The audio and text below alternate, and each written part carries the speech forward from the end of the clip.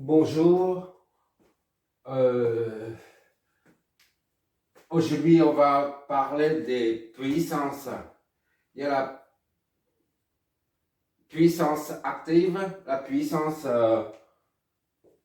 réactive, la puissance apparente, ainsi que le facteur de puissance qui représente le pourcentage de puissance apparente qui est actif en fait. Étant donné la puissance active est exprimée via les valeurs efficaces, les grandeurs efficaces, on doit au préalable définir ce qu'est une valeur efficace. D'accord? Là, on a donc c'est valeur efficace. Valeur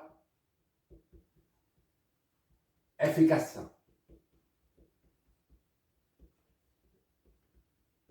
Je crois qu'il y a deux F. Valeur efficace. Voilà. Et éventuellement un S. Voilà. Alors, là, on a un circuit composé d'une source de tension quelconque et d'une résistance, résistance R. R est alimenté par la source VT, d'accord? Et I passe par R. La source de tension, elle est quelconque, c'est-à-dire,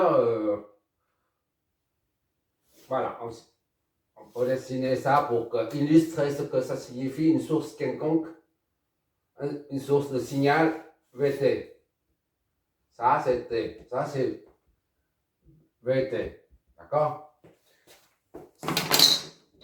Ça va générer une tension, disons, comme ça. Voilà. Quelconque.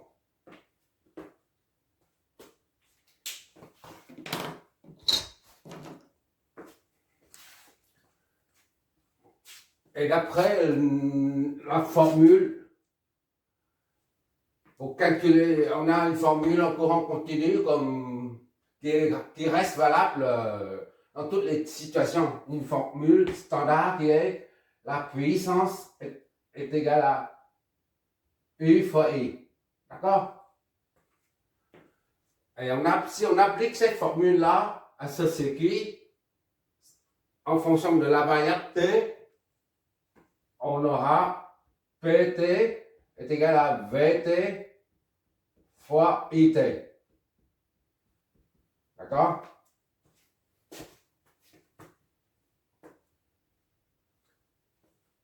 Ou alors, puisque V est égal à VT est égal à R IT. D'accord?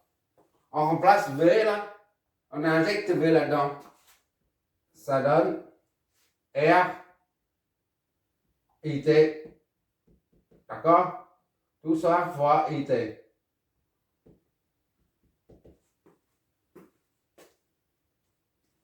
Finalement, on a P en fonction du temps, bien sûr, est égal à R IT au carré. D'accord? Appelons ça 0 pour un cas général. Il n'y a pas de forme. C'est la forme du signal est quelconque. D'accord? Ça, c'est ce qui se passe à ce niveau-là. Le signal qui est comme ça. Là.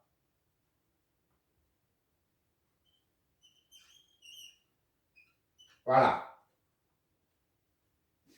Maintenant, on a un autre circuit. Je vais tracer un trait.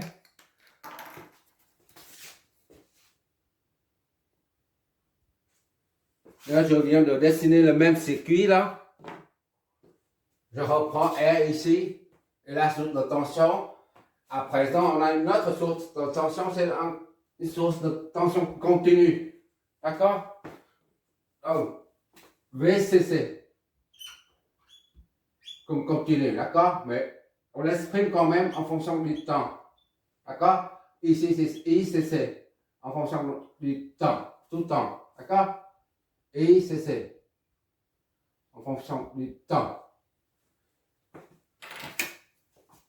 Et donc, là, la même chose, ici, c'est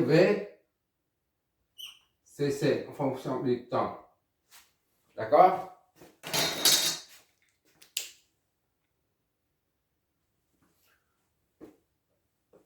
Puisque VCC, c'est une source de tension continue, elle débite toujours une tension constante. C'est la raison pour laquelle ICCT là, est aussi un courant constant. Donc, on va dessiner ça.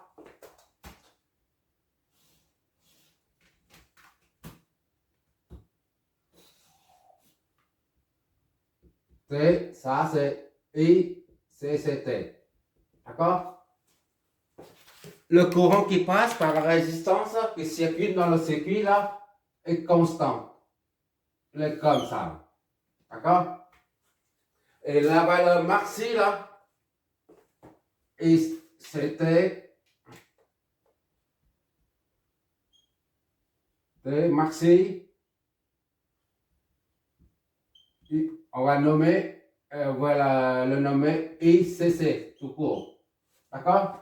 C'est ICC à ce niveau-là, sur l'ordonnée. Donc, ben, ça est égal à constante. D'accord?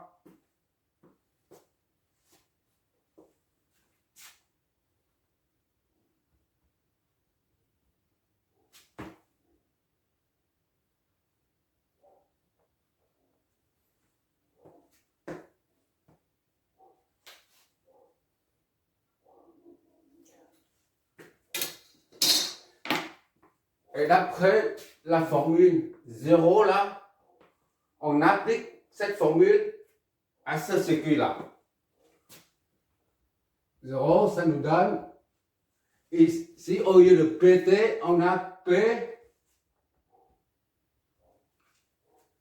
CC. D'accord? Oui, CCT. Qui est égal à RI CCT au carré. T au carré, tout simplement. D'accord? Et on appelle ça l'équation 1. Une.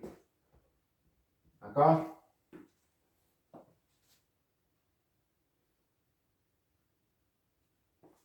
Or, pour tout t de 0 jusqu'à l'infini, là, or, pour tout t, ça s'écrit comme ça mathématiquement, pour tout t, okay. On a ICT là, le courant dedans, là, ICT, est égal à ICC. Parce que là, ici, t est égal à 1 seconde. On a ICC. T est égal à 2 secondes, 10 secondes. 10 secondes, on a toujours ICC. D'accord? Donc, pour tout t, quelle que soit la variable t, quelle que soit la valeur que prend la variable t, on a ICCT était la ICC. D'accord? CC. Voilà.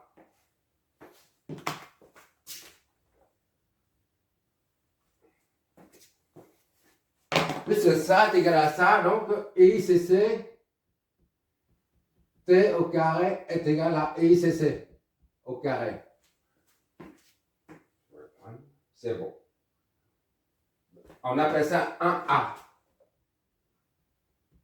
C'est la suite de ça. Et par conséquent, pour de 1 et 1A là, 1 et 1A, ça nous donne quoi? PCCT, CCT est égal à R fois ICC T au carré, c'est-à-dire ça au carré. Alors mais ça équivaut à ça. Ou plutôt ça équivaut à ça. Et c'est au carré. D'accord?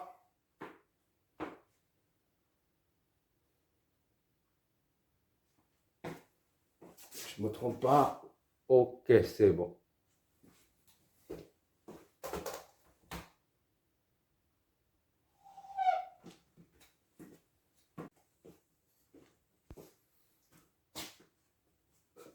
Supposons que T est égal à 1 seconde. D'accord? T est égal à 1 seconde. T est égal à 2 secondes. Etc.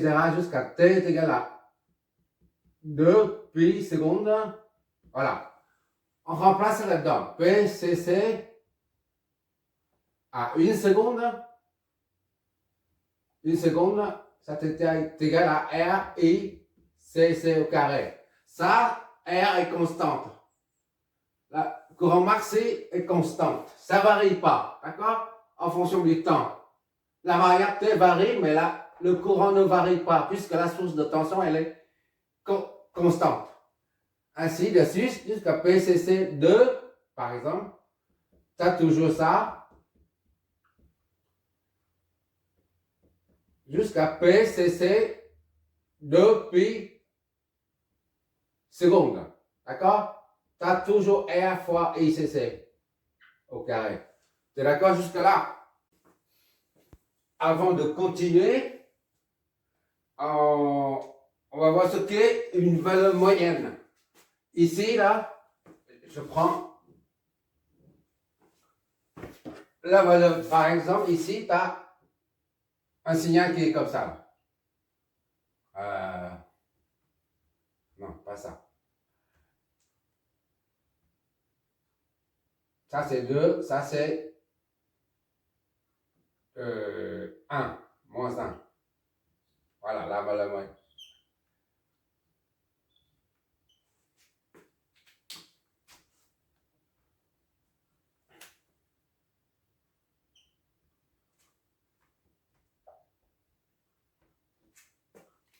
Ça, c'est plus 2. Ça, c'est moins 1. La valeur moyenne se trouve quelque part ici, là. D'accord? Ça, c'est négatif. D'accord? Négatif. Tandis que ça, c'est positif. Positif. Et la valeur moyenne se trouve ici. La valeur moyenne. D'accord? De même pour une fonction sinusoïdale. Plus ici, partie positive, plutôt partie négative. La valeur moyenne se trouve justement ici. C'est-à-dire nul. Si tu ajoutes le plus et le moins, là, l'air plus et l'air moins des deux, tu additionnes, ça donne 0. La valeur moyenne est nulle. D'accord? Moyenne est nulle. Moyenne supérieure à 0. D'accord? Ou encore, si tu as ça, voilà.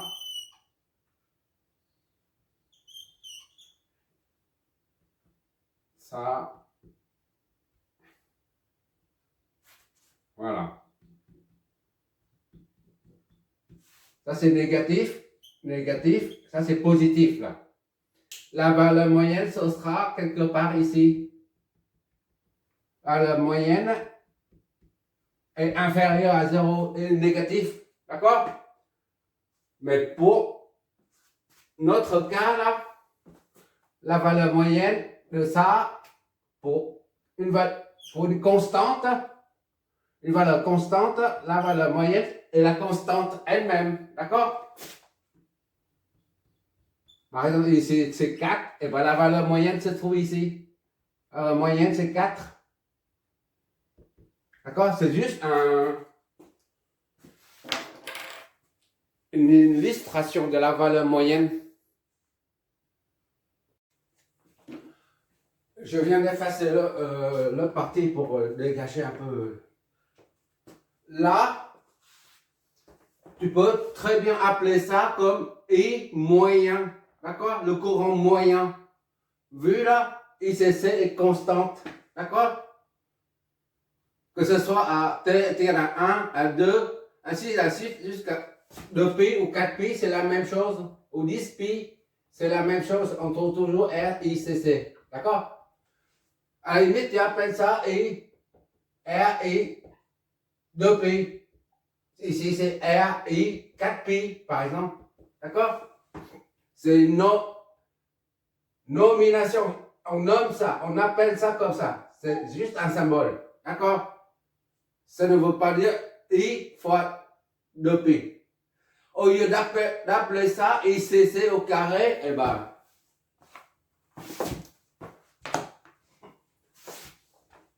on appelle ça, par exemple, I, R, I, moyen. D'accord?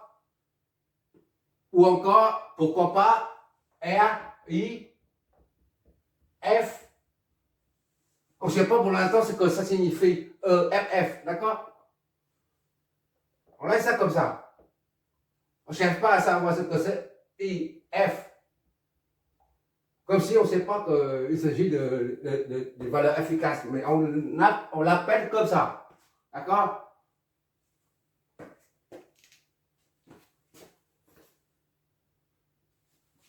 On précise.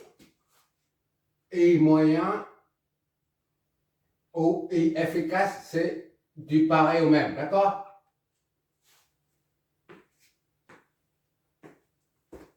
Maintenant, passons au signal cosinusoïdal alternatif. On va dessiner le schéma.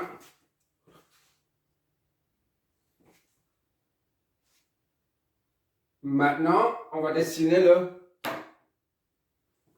le signal sinusoïdal. Qui est comme ça. Et là, c'est pi. Et ça, c'est 2pi. Là, c'est 2pi. T.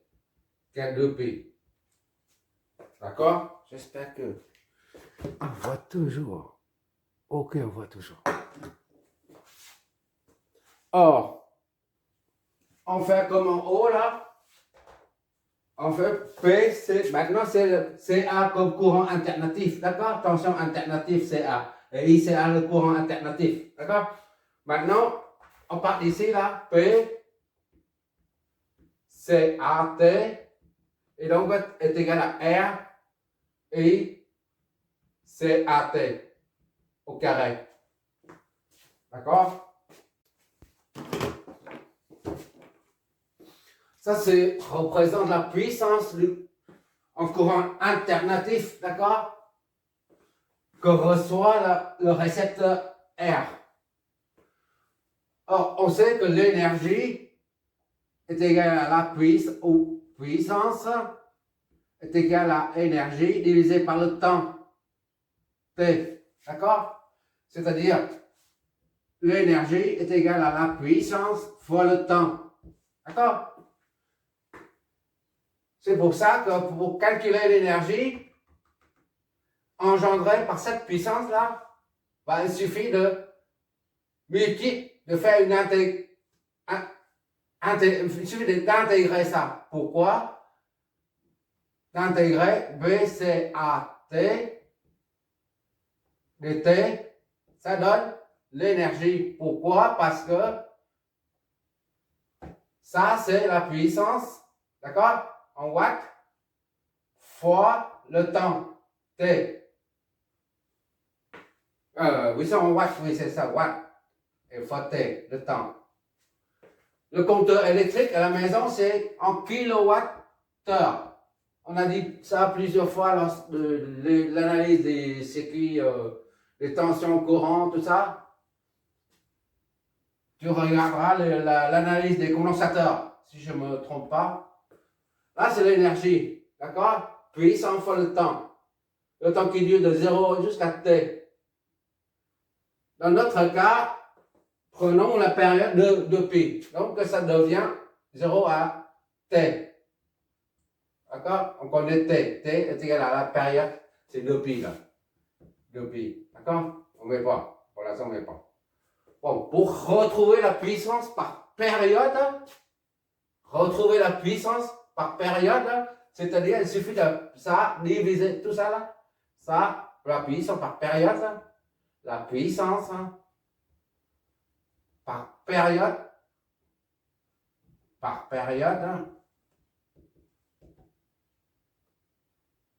de pi, c'est l'énergie divisé par le temps. D'accord? Et donc, est égal à tout ça.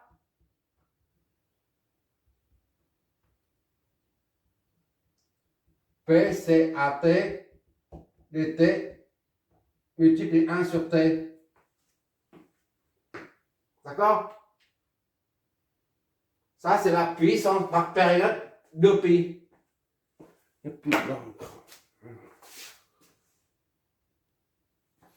En d'autres mots, la P,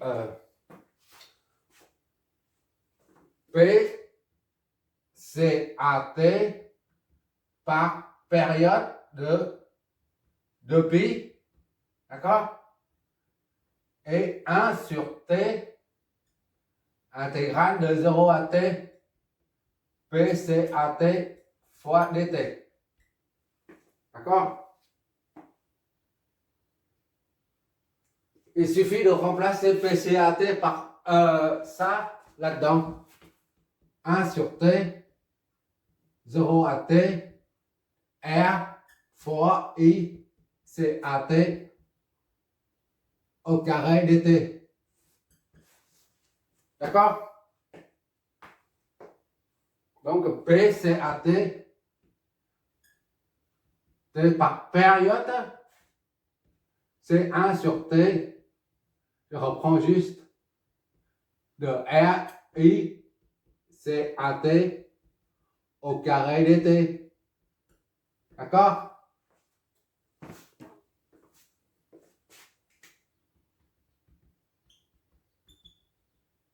Voilà.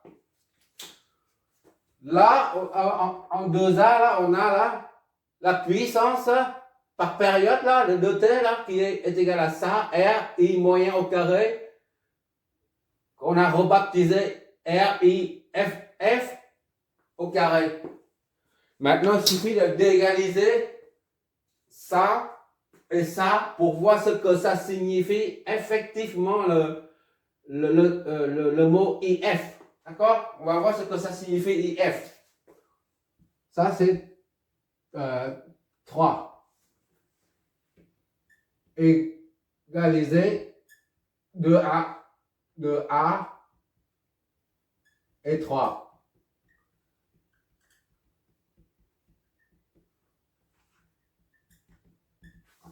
On a RIF. IF, je vais effacer ça parce que ça, on a plus besoin après. On n'a pas assez de place. RIF au carré. Pour l'instant, on ne sait pas ce que ça signifie IF, d'accord? Ou I moyen, si tu veux, est égal à 1 sur T, intégrale de 0 à T, d'accord? T, c'est le pi, d'accord? Sous-entendu. R fois ICAT au carré dt. D'accord? Donc, est égal à R sur T, intégrale de 0 à T, ICAT au carré dt. D'accord? On simplifie ça et ça. D'accord? Et efficace, F égale à T. Je dis F seulement, on ne dit pas efficace. À la fin, on verra ce que ça signifie. D'accord? ICAT au carré dt. D'accord? Et par conséquent, F, justement, à partir de là, on sait ce que c'est. 1 sur T, intégrale de 0 à T. T, c'est le pi, hein? Il ne faut pas l'oublier. ICAT dt au carré, tout ça, racine de 2. Voilà. Maintenant, on sait ce que c'est IF, et on appelle ça efficace. Tout à l'heure, on l'a appelé IF, mais on ne sait pas ce que c'est en fait. D'accord? Maintenant, on sait maintenant. IF, ça signifie la 1 sur T intégrale du courant alternatif au carré, tout ça sous la racine de 2. Voilà. I efficace. Mais on appelle ça I efficace, valeur efficace. D'accord? Si on n'a pas utilisé IF, on dit I moyen seulement.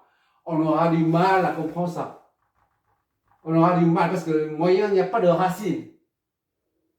D'accord? Si on n'a pas utilisé ce terme-là, ce mot-là, IF-là, on utilise simplement I moyen. Et là, si tu mets I moyen ici, c'est pas très clair. D'accord? Il n'y a pas de racine. Là, c'est I efficace. Tu vois maintenant l'utilité de poser ça comme IF, comme inconnu, et seulement à la fin qu'on voit. Parce que la valeur moyenne, il n'y a pas de racine carrée. D'accord? Voilà, maintenant ce que c'est, qu'est-ce que ça, tu sais maintenant ce que signifie la valeur efficace du courant. De même, si ici c'était une source de tension, la tension aux bornes, je veux dire, VCAT aux bornes, ce sera, tu remplaces ça, V efficace, et donc est égal à la racine de tout ça, 1 sur T, 0 T, VCAT, tout simplement. D'accord?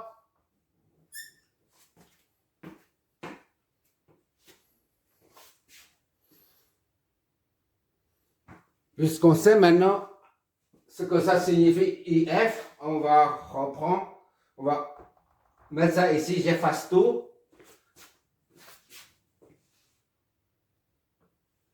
J'ai tout effacé de ce côté, je remets le résultat IF, efficace là, égal à la racine de tout ça.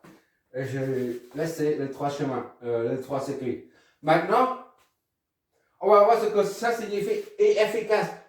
On sait déjà, maintenant, on connaît ce que ça signifie efficace. Mais maintenant, supposons que ICA ou ICA là, au lieu de ICA là, ici, qui sort d'ici là, à cause de la tension alternative, génère un courant alternatif.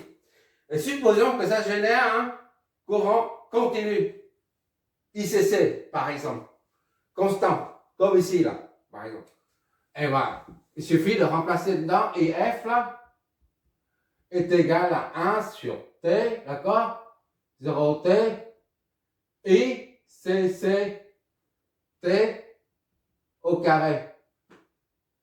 D'accord? dt. Qu'est-ce que ça donne en fait? Puisque ICCT est toujours constant là. 1 sur T, 0T et ICC. D'accord? ICCT ne varie pas. Constante au carré dt. D'accord? Tout ça sous la racine. Et qu'est-ce que ça nous donne en fait? 1 sur T, on intègre, ça donne ICC au carré fois T. D'accord? De 0 à T. Donc IF est égal à 1 sur T. Tu affectes T à ça. T prend la valeur de la période.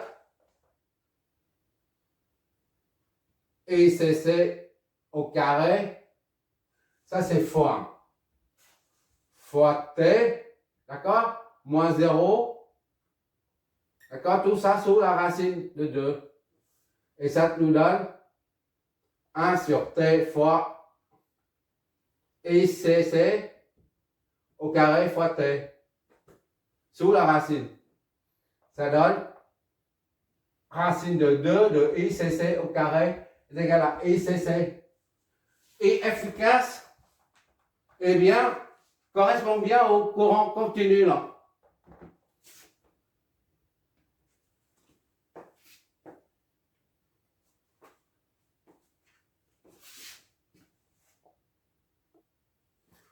Maintenant, revenons à notre expression trouvée là, avec la source alternative. Supposons qu'on a un courant sinusoïdal, d'accord? C'est-à-dire comme ça. D'accord?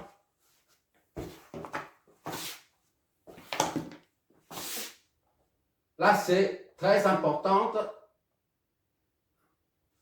Ça, c'est le résultat à retenir. Ce qu'on va développer ici, là, et à retenir absolument. Ça, c'est I. C'est AT.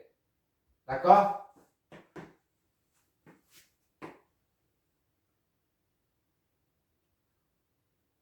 Au lieu de prendre sinus, on prend cosinus, par exemple.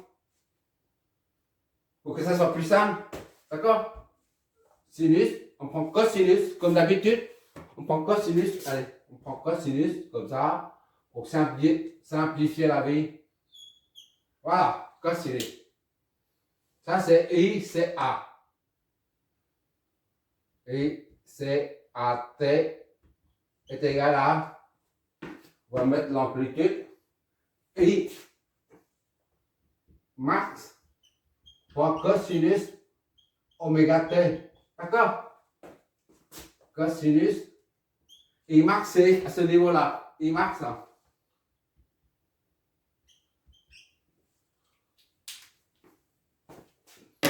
On va trouver une formule pour I efficace en courant alternatif.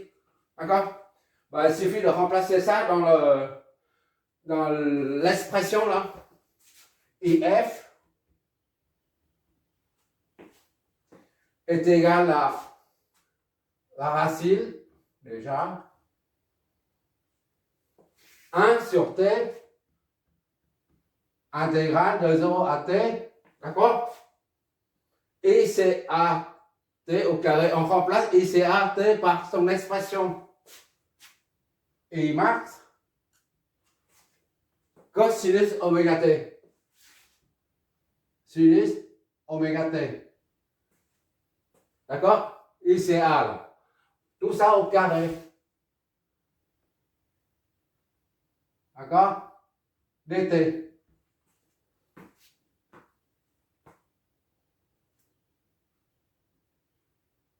Bon, on va sortir tout ça. Et F est égal à. On va mettre. Et F est égal à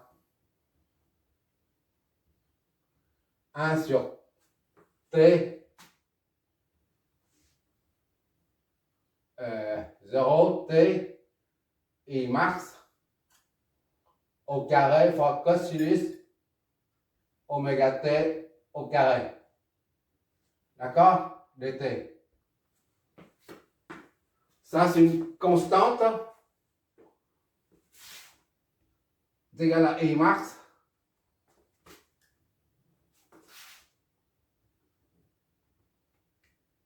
I max au carré sur T. 0 T cosinus de oméga T. Il faut que je m'éloigne, sinon je ne vois pas grand chose. Voilà. Il faut s'éloigner pour voir un truc.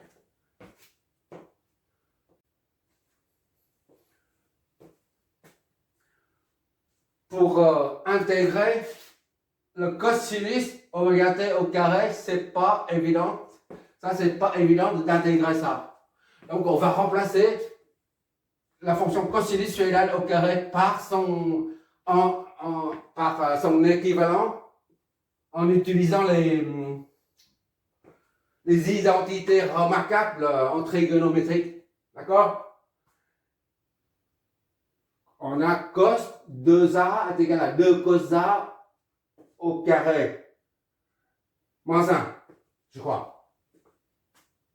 Cos 2a est égal à 2 cos a au carré moins 1. C'est ça la formule. D'accord? Donc, cos a au carré, ça donne cos a au carré, ça là au carré est égal à cos 2a plus 1. Tout ça divisé par 2. D'accord? En remplaçant a par oméga. Ça signifie pour a est égal à oméga t,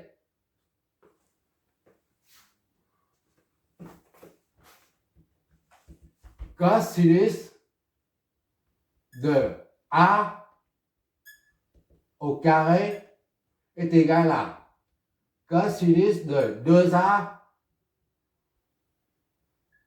d'accord, plus 1, et là, sur 2. J'espère que je ne fais pas d'erreur. Il suffit de remplacer ça là-dedans. IF est donc est égal à racine de 1 sur t. D'accord? I max au carré sur t.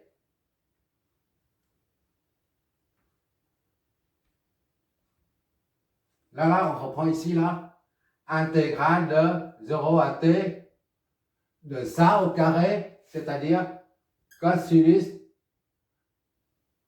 on va mettre le 1 devant, cosinus de oméga t plus 1 fois 1,5. Voilà.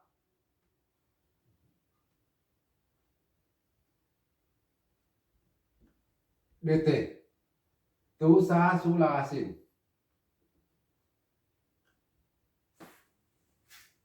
D'accord? Ça est égal à, je m'éloigne, I max au carré sur 2t.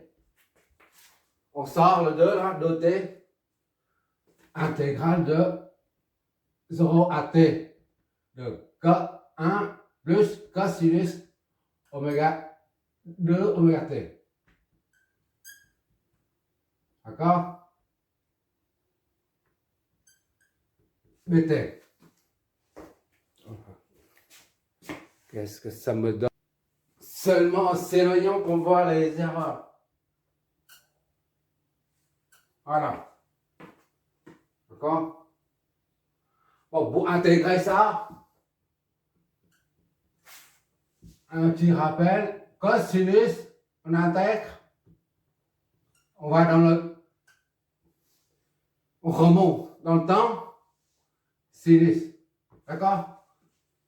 Et pour la dérivée, on va dans le temps, puisque c'est tangente.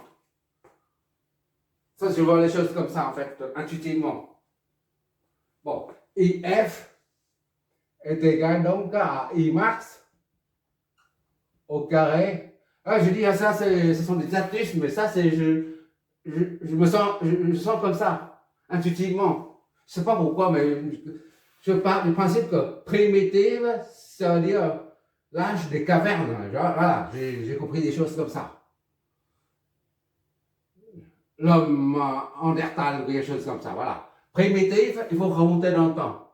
C'est pour ça que j'ai trouvé ce genre d'astuce. Et dérivé, c'est la vitesse. C'est pour ça, vitesse, il est vitesse et temps. Donc, il faut aller dans le temps. C'est ça mon truc. Hein. Je ne sais pas comment ça, les gens raisonnent comme ça, j'en sais rien. De T. Une fois, j'ai dit ça à quelqu'un, il m'a dit, c'est pas comme ça qu'il faut raisonner. Mais ça fonctionne chaque fois. Voilà. Pour ça, c'est. Voilà. Sinus, donc 1 sur A, c'est-à-dire 1 sur 2 oméga. D'accord? Déjà, 1 c'est. Maintenant, t, qu'est-ce que ça fait t? Plus 1 sur 2 oméga. D'accord? Sinus. Voilà, comme on vient de dire, 2 oméga t. D'accord? De 0 à t.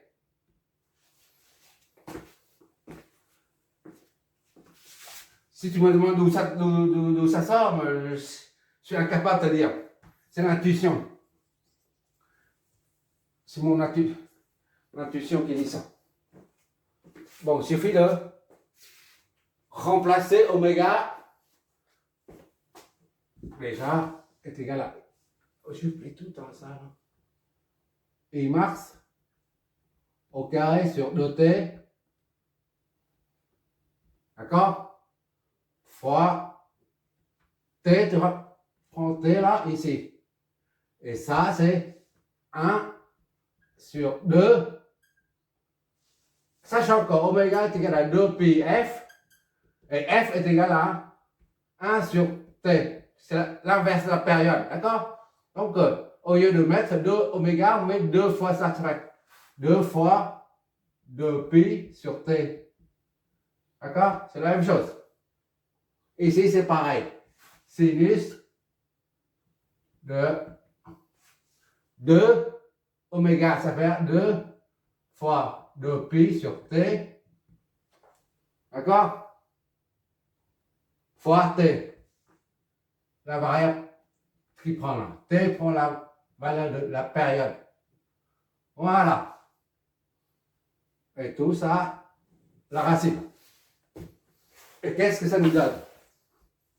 Faut que je m'éloigne. I max au carré sur 2t. On réduit. Et efficace est égal à I max au carré sur 2t. D'accord? Fois t plus t sur 4pi.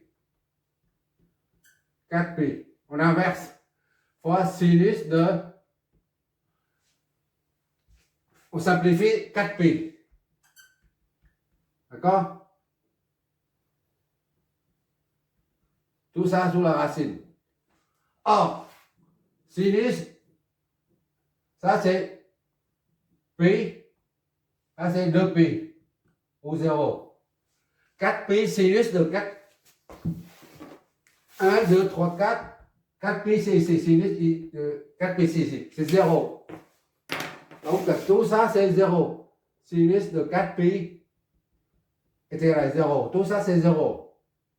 Soit IF est égal à I max au carré sur 2t fois t plus tout ça c'est 0.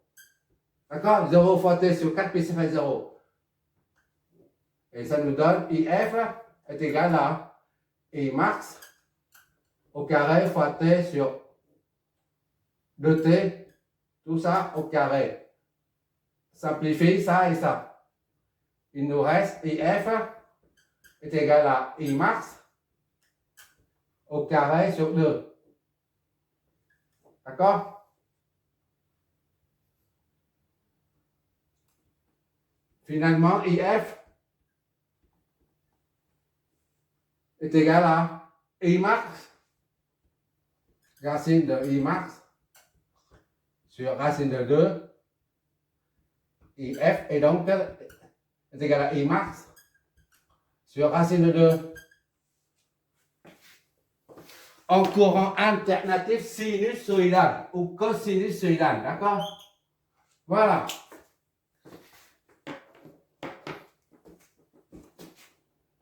C'est A en courant alternatif sinusoïdal ou cosinusoïdal.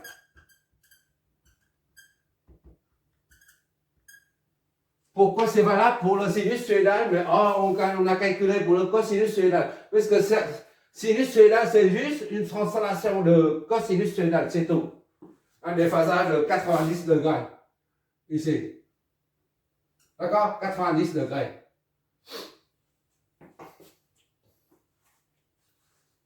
comme on a fait plusieurs fois pour transformer les paramètres dans le domaine temporel vers le paramètre dans le domaine fréquentiel. On a mis cos est égal à cosinus sinus plus et sinus cos moins. Voilà. Voilà, ça, on a trouvé le courant efficace et efficace pour le signal, uniquement pour le signal alternatif de type sinusoïdal ou cosinusoïdal. Ça n'est pas valable pour un signal comme ça. D'accord? Ni pour un signal comme ça. Ça ne passe pas. Il faut absolument que le signal VCA ou ICA est de type cosinusoïdal ou sinusoïdal. D'accord? On va faire des exercices. On va calculer juste un seul exercice pour voir ce que c'est réellement le courant efficace. Tous les multimètres, c'est pour mesurer les tensions, courants, etc.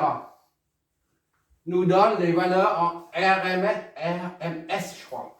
C'est en anglais. Sur un multimètre électronique, tu vois ça.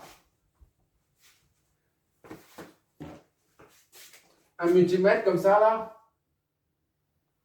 Voilà, ça c'est l'écran. Ça te donne des chiffres. Ici, tu vois RMS.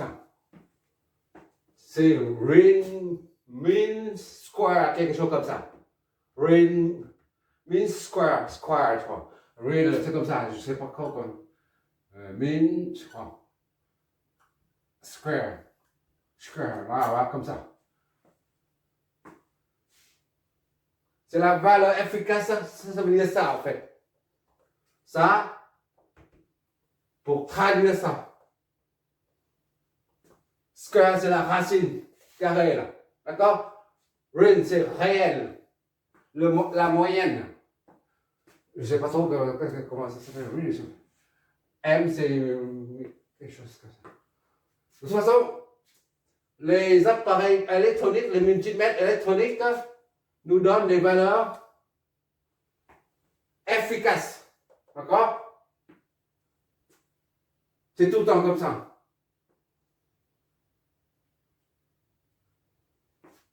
Quoi d'autre dire là-dessus? Et Marcy ici correspond à le module, d'accord? Et c'est A. Voilà. Et Max, c'est le module. Ici. C'est-à-dire, voilà. Le vecteur, il est là. Et Marcy. On fait un ou deux, maximum deux exercices et après on va passer directement aux puissances actives et puissances réactives. Parce que la puissance active, elle est exprimée en fonction de ces valeurs, de la valeur efficace, justement. La puissance active, représente la puissance moyenne. Comme on a trouvé là, et efficace correspond bien au courant continu, c'est-à-dire moyen. Merci d'avoir regardé. On va faire un exemple, un exo.